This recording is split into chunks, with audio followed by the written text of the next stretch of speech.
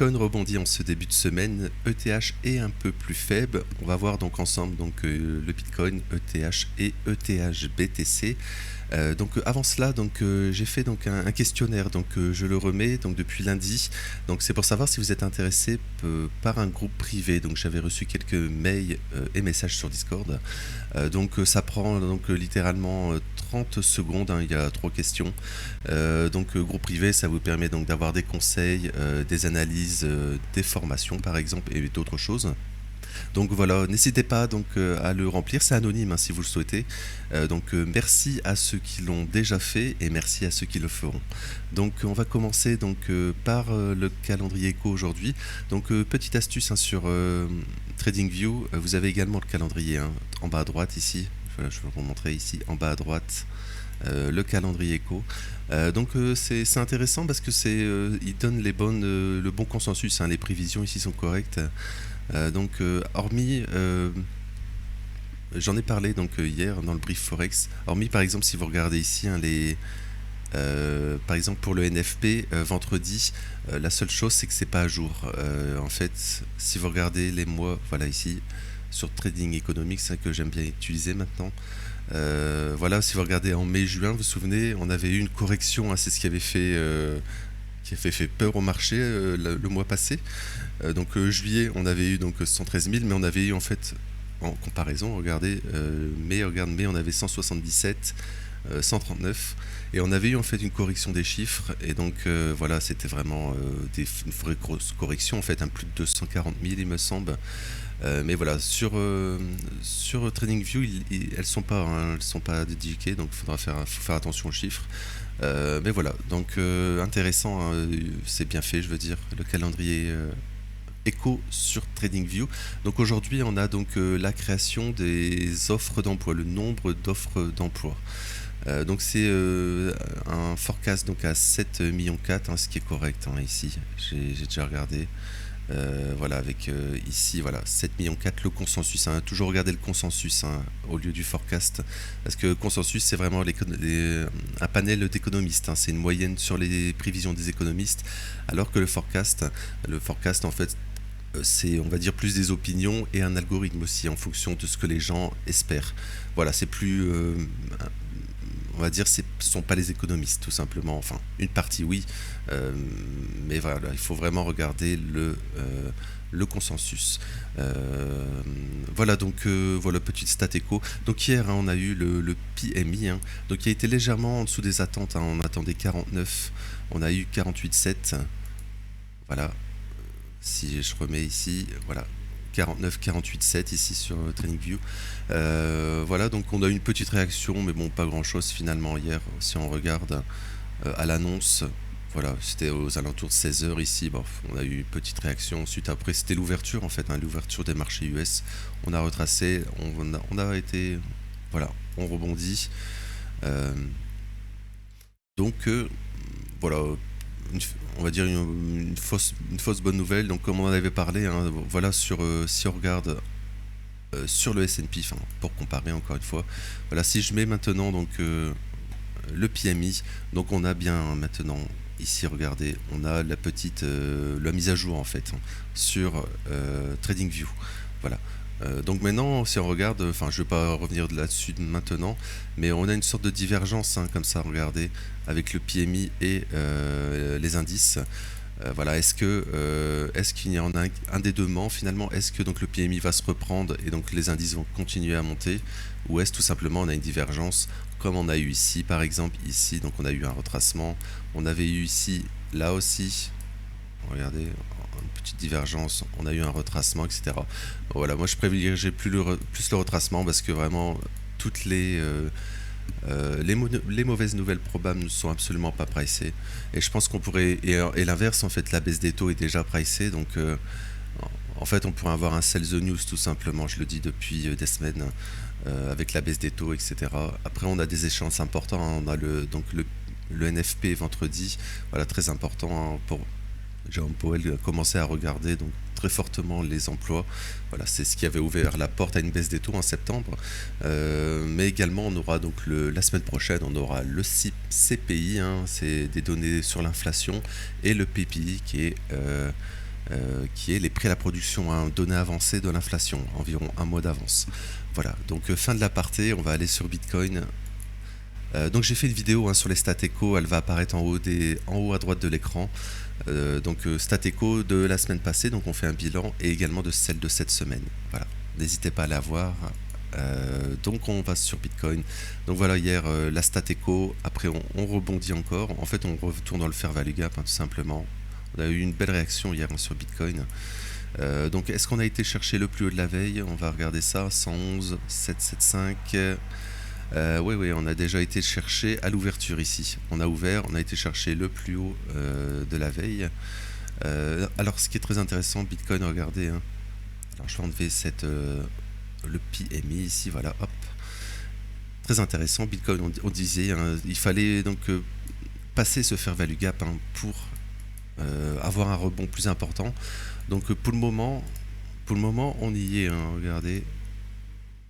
Voilà, pour le moment on le passe. Donc pour le moment c'est un très bon point sur Bitcoin. Je vais le remettre ici en vert. Enfin c'était en rouge, pardon, bon, peu importe, hein, c'est pour vous montrer. De toute façon je vais le supprimer après. Voilà, pour le moment, alors pour le moment on passe, hein, le fair value gap ici, donc c'est vraiment très positif. Et là sur Bitcoin ici, regardez, hier on a fait une belle bougie. Voilà, faut pas se faire rejeter maintenant, hein. Mais bon, si on en parlait donc ce week-end, et également donc lundi. En fait, si l'objectif, je pense, moi c'est ici, hein, fair value gap daily. On n'est pas venu le tester encore, et surtout on a le fair value gap hebdomadaire, très intéressant. Donc je pense qu'on pourrait retourner dedans, hein, moi je pense que c'est l'objectif. Et là il faudra faire très attention à ne pas faire un sommet descendant.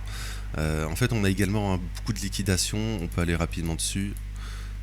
Voilà, c'est des niveaux en fait vers les, donc c'était les combien, les 114, etc. Après on a un autre niveau vers les 120 ici. Voilà, c'est fair value gap, c'est en 4 heures, hein, donc faites pas attention ici. Regardons donc ici voilà, liquidation, regardez, à 114 ici, on en a plein, et après c'est plus haut, hein, voilà, c'est vers les 119, 120, donc c'est vraiment toutes ces zones. Donc des niveaux importants pour les liquidations. On peut regarder rapidement les ETF s'ils se chargent. Voilà. Donc hier on a eu des outflows. Alors c'est pas à jour. Bon, pourquoi pas.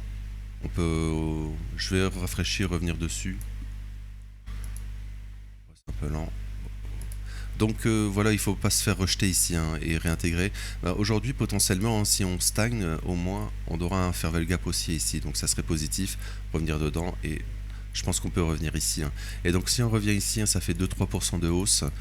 On va passer sur ETH, tout ça, mais après, en fait, si ETH BTC par exemple fait un nouveau plus haut, ce qui est l'objectif, hein, je pense, parce qu'on garde le fair value gap daily, voilà, ça fait une hausse, on va dire, voilà, ça fait 12%.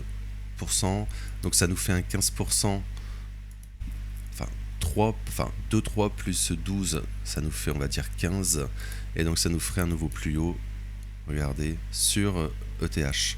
Voilà, donc ce sera une zone très importante, parce que si on se fait rejeter dans cette zone, on fait un sommet descendant sur BTC, on pourra avoir le top en fait sur ETH BTC et ETH également. Donc ça sera une zone très importante.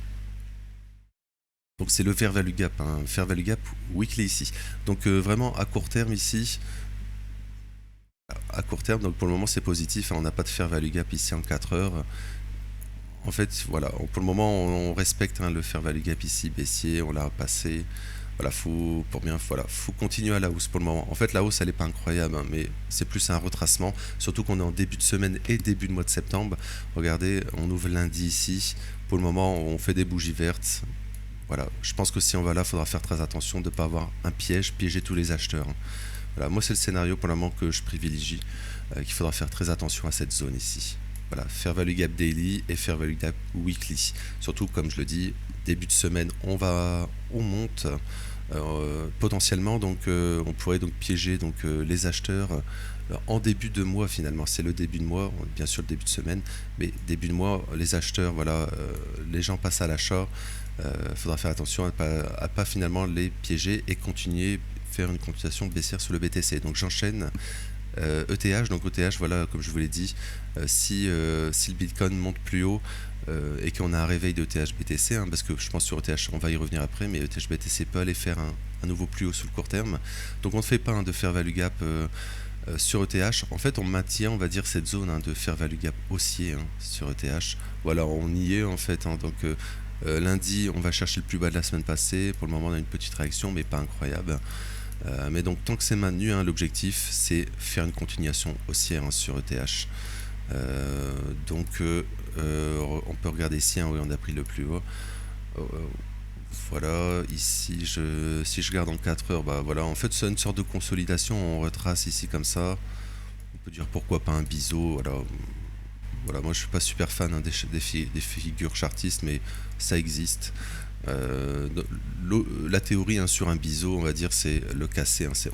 On fait une contraction, on le casse, et l'objectif c'est ça. Voilà, c'est un peu grosso modo, c'est l'objectif. Donc l'objectif sera un nouvel ATH sur ETH en cas de cassure de ce biseau. Voilà, donc ETH. Donc si BTC donc remonte.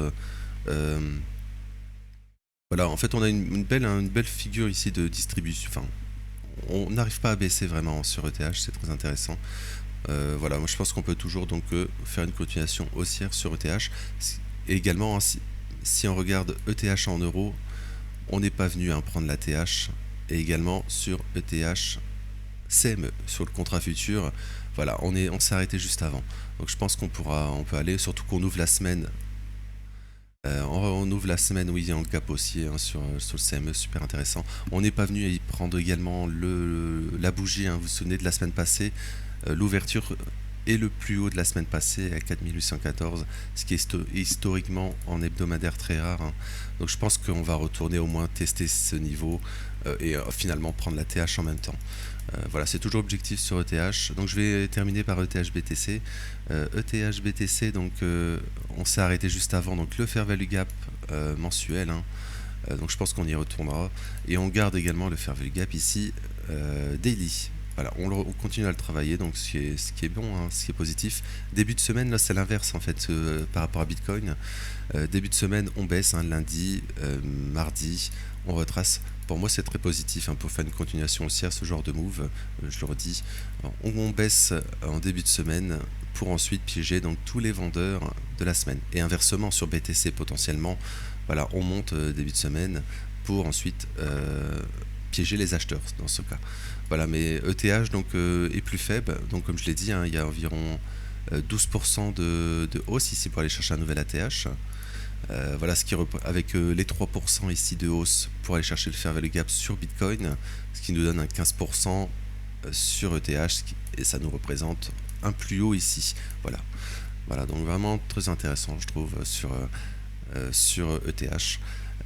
Donc voilà, il faut vraiment garder ce fair value gap daily. Si on le perd, il faudra spéculer donc sur du plus bas, fair value gap ici, etc. Voilà, mais on n'y est pas, donc pour le moment, tant qu'il est maintenu, un plus haut est beaucoup plus probable qu'une continuation baissière. Après, on peut très bien faire une nouvelle jambe baissière, parce que pour le moment, on arrive dans le fair value gap 4 heures ici.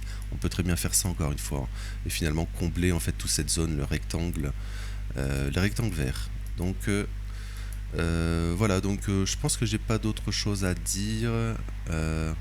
Oui, on ouvre la semaine, on retrace.